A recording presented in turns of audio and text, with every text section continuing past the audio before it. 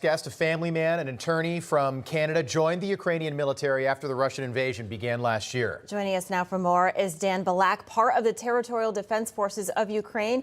Dan, welcome. You have roots connected to the area, but you're a Canadian citizen, so you could have left. Tell us why you decided to join Ukraine in the fight against Russia.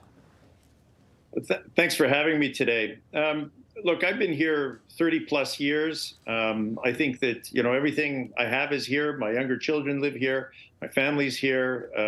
It's a moral issue. Why should other people go and die to defend what's mine and theirs? And, I love this country fiercely. I love the people fiercely. And it's really something that I felt that I had to do. And I made this decision a long time ago. It also gives people some hope. You have a foreigner who's living here, who's working and fighting with them side by side, and it sort of boosts morale on that level as well. Yeah, our hearts break for the people of Ukraine.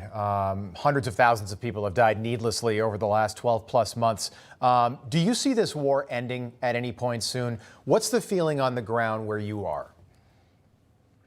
Well, I mean, nobody's giving up here. I mean, he's going to have to exterminate the last Ukrainian, and this is a war of extermination after all, in order to control our territory. I mean, 89% of Ukrainians said that, they would continue fighting even if Putin used nuclear weapons.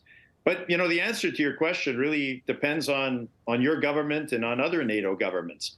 Are we going to get armed to the extent that we need to get armed to finish this war, and in the time period, in the pace that we need it? Frankly, my sense is we could get this war done this year, which we would all dearly love to get done. But we need to have the long-range missiles. We need to have the tanks. We need to have the infantry fighting vehicles in the quantities that have been promised to us, and in an accelerated time frame. 6-9 months in a year, that's too long. We're faced every day with these waves of orcs, coming at us in the east, in Bakhmut. We need to start our own counteroffensive soon. Dan, we're looking at pictures on the screen of you and kind of what you see on a daily basis. Just walk us through very quickly of what it's like for you out there. What exactly do you see, and what do people say to you? Well, the pictures that your viewers are seeing were taken by me in Bucha just in March last year, after we defeated the Russians outside of Kiev. I mean, we're lucky in Kiev. In Kiev, we are relatively safer than other places, certainly in eastern Ukraine.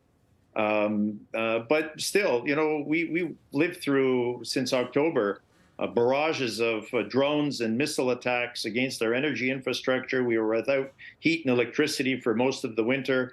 And it's only the heroic efforts of our infrastructure and emergency services people that have kept the lights on and everybody going. But we're not going to give up. This is a war of total resistance. We are all in the army, and we are either on the front or working for the front, and nobody's going to quit.